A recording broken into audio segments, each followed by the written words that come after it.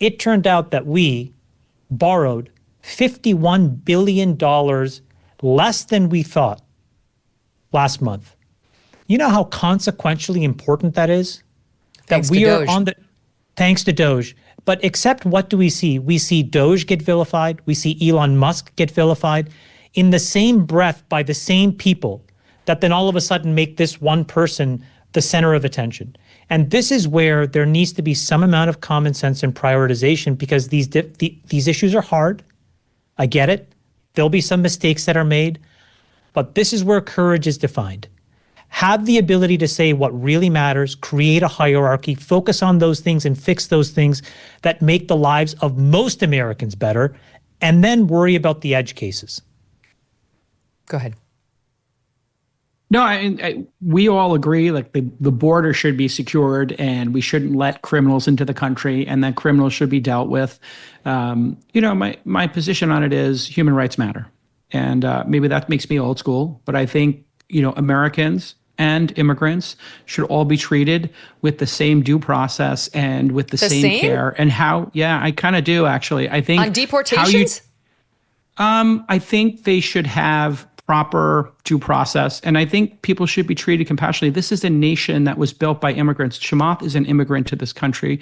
Freeberg, Elon, and David Sachs. All my besties are immigrants to this country. We should treat immigrants really well, and we should encourage immigration. I have nothing to complain about. They're killing our citizens. They're literally raping our little girls. Listen, get out. There are immigrants. Yes, of course. We have a legal system for that. My point is, there is a sadistic nature to how this is being done that I disagree with. And I believe how you treat people who have the least amount of power, whether it's poor people or immigrants, matters. And I think we should hold ourselves to a very high human rights standard. We wrote the Universal Declaration of Human Rights. Eleanor Roosevelt wrote it. The UN approved it. Okay, but let me ask you this. We don't hit all the notes on it, but we should aspire to hit all the notes on it. How can we possibly do that for 10 million illegals? How can we possibly do that? Oh, the overwhelming number of them are incredible contributors to our society, like Chamath Palihapitiya. So they don't get deported. Even the illegal ones. Chamath is not an illegal. No, I'm adding. I waited even in line. The illegal ones. I know you did. I said a legitimate even visa. The illegal ones. I literally said, guys, I said even illegal ones. How do you provide your kind of due process for 10 million illegals? You cannot. You cannot do it for 10 million, but the overwhelming number of them are working hard in restaurants, in homes, okay, but and we should treat them compassionately. Has been made. I realize you disagree with it. You're not you disagree. You want them to be able to stay. Trump's on pace. But Trump has said to deport they're going. 2,000 people a week. But I'm going to give you the floor. He's lying. Trump has said they're going, and the American populace wants them gone. The polls show that the majority of Americans wants all of them, not just the criminals, all of them. 56% was the last number.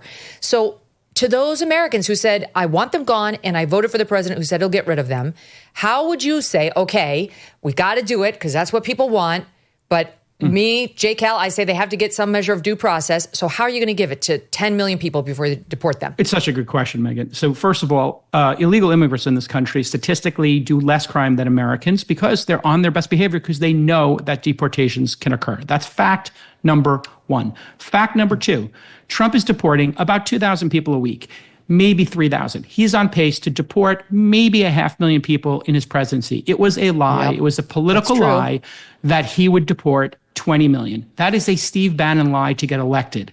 This is a country built by him. No, he literally lied and did that to get votes from the base and to get the base to come out. We all know that. You put that all on Just Trump? Like when you he don't think the ACLU had a role in slowing down the numbers? Listen, the point is Trump says a lot of things and he says bombastic, exaggerated things. Why don't One of the things he said he would recruit hold on, let me finish. You said you wanted to let me finish. I'll give it to you. And shut down the Alien Enemies Act. Go ahead. Sorry. Number one, he said we would end the war in Ukraine in one day. We all know that he says stuff like that.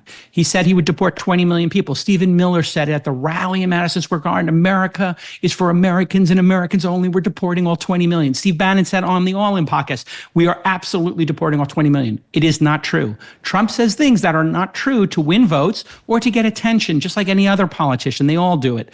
So the truth is he will deport 500,000 to 1 million people. And if we deported all 10 or 20 million, whatever the real number is, our economy would collapse. It would be absolute economic destruction for the country. We are vilifying Americans. We are vilifying immigrants who are coming to America to work hard, to do the jobs Americans don't want to do at a time when we have the lowest unemployment. Of course there is, but we have to deal with 10 million people here. And if 9.5 million of them are great citizens who are working hard, give them a path, charge them a fine. They're not citizens. Give them a path. It's so unfair. Then they get to jump the line in front of people who actually are going through the hoops. It is unfair, but we as Americans let them in. It is unfair, but we let them in. We did not do anything. We're using Joe them as Biden employees that is need. not true. Some of us were jumping up and down for all 4 years of Biden and all 8 years of Obama saying, this is deeply wrong and dangerous. We did nothing. Republicans wanted open borders in NAFTA. They wanted Mexicans to be able to cross the border free. Republicans used to be on the wrong side of this. Yes. You're not wrong. So if we as Americans, I got Republicans, it. If Republicans and Democrats let these people come into the country, give them a path. The horse is dead and begging for you to stop beating it. Okay, let's move on. Because do you agree with that, Chamath, that if we actually managed to get rid of 10 million illegals, the economy would collapse? Yeah, I don't think that that's a reasonable outcome. I don't think that that's economically viable. But the reality is that there is a number of people between 0 and 10 million that may not be the best suited to be in the United States for a whole host of reasons. I think that there was a bunch of reporting that, when we think about, especially in the last few years, a lot of these illegals weren't from Central and Southern America. In fact, they were coming from all parts of Asia. They were coming from various countries that weren't necessarily, great fans and supporters of the United States. There's still an inherent risk that, we have like a lot of latent risk in especially the last few years of folks that came across the border. There needs to be a way to find that out, assess that risk, and deal with them. I think it's naive to think that everybody's just kind of, economically, productively adding to the fabric of the United States. And I think that creates a risk that the United States government has the right and has been given the authority to figure out. So they should go and figure that out. Meanwhile, let me say this one thing in support of J. Cal's argument. If Trump really wanted these people gone, he would institute E-Verify.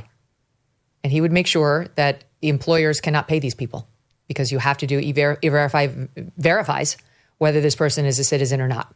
And if the answer is no, then they don't get paid. They have to leave their job, and then they will leave the country. They will self-deport eventually because they can't get hired anywhere except by, somebody under the table.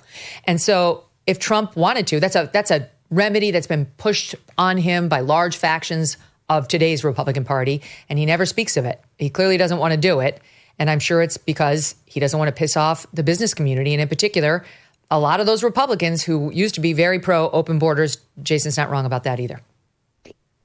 Yeah, look, I think what's fair is we have to acknowledge we got to stick the landing here. We're in a very delicate situation. We're in the middle of a tariff war. We're trying to figure out how to navigate this very complex geopolitical situation with China.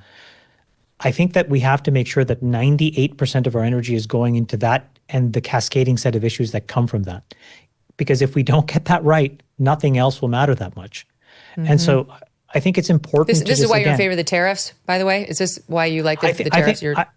I'm a huge supporter of these tariffs for one very specific reason, Megyn. We completely ignored what we learned in COVID. What we should have taken away from COVID beyond the fact that we created the virus. The second thing we should have taken away is we are in an incredibly fragile position where we cannot take care of our own citizens if we need to. It's the most advanced country in the world that had the absolute worst death rates in the world. We mandated school closures, we mandated masks, we mandated vaccines, we probably made our citizenry sicker than they would have been otherwise. All for what? It's not clear.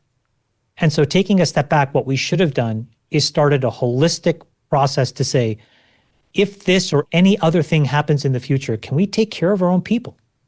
Mm. And the answer today is no. And I think what tariffs have done, at least for me, is laid bare that we have had our eyes closed for 25 years. And if we don't wake up to the issue that we cannot take care of ourselves, we are creating enormous compounding risk for U.S. society.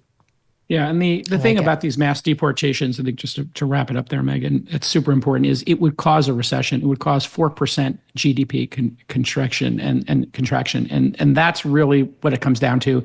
And the areas where we do have illegal immigrants working, construction, agriculture, and hospitality, these are critical industries for our country. Trump has used tons of illegal immigrants. It's all been documented in the early part of his career. Republicans have been in favor of this. All I'm saying is, and I think we're actually in sync, and this is one of the problems with America today, media today, which we are both part of, we're all part of it, is trying to find common ground. So instead of trying to stick me or me trying to stick you, let's find the common ground here. Common ground, we want the border closed, we want an orderly process. Common ground, we want all of the illegals that are committing crimes out of the country. On the margins, we might disagree about the level of due process. Okay, fine. We can debate it and we can find a compromise there. We also need to have this economy have a soft landing. And what Trump's doing with tariffs, a little too volatile for my taste, we'll get into it, and this deportation concept. The reason he's not doing the deportation is he knows it won him votes, but he knows it will crash the economy. Therefore, he's not doing it. So we can actually, Megyn, agree that we don't want to deport 10 million. Trump doesn't want to, and you actually don't want to deport all 10 million. I disagree with you guys. The economy. I don't agree with you. I don't agree. You want to crash the economy? I don't agree it would happen. I asked you your opinion, and I asked Chamath his opinion. I did not yet give my opinion, okay, but I will now. I'm asking you. I don't think it would crash the economy. I really don't. I think that if you pay Americans a living wage, and these companies in Silicon Valley, these agricultural companies are going to have to increase the paycheck, and then they will get Americans who want to do these jobs. And that's not too bad. That's not a bad consequence to me. I actually think that's a doable thing and that it will improve the landscape of America significantly. And I'm sorry that those people are here and tried to obey our laws once they broke them to get in. It's really shouldn't be my problem. This July, there is a global summit of BRICS nations in Rio de Janeiro. The bloc of emerging superpowers, including China, Russia, India, and Iran, are meeting with the goal of displacing the U.S. dollar as the global currency. They're calling this the Rio Reset. As BRICS nations push forward with their plans, some worry global demand for U.S. dollars will decrease, bringing down the value of the dollars in your savings. While this transition won't happen overnight, the Rio Reset could mark a pivotal moment. So learn if diversifying your savings into gold is right for you. Birch Gold Group can help you move your hard-earned savings into a tax-sheltered IRA in precious metals. Claim your free info kit on gold by texting MK to the number 989898. With an A-plus rating with the Better Business Bureau and tens of thousands of happy customers, let Birch Gold arm you with a free, no-obligation info kit on owning gold before July and the Rio Reset. Text MK to 989898 today. Thanks so much for watching. If you like what you just saw, hit the subscribe button for more clips and full episodes.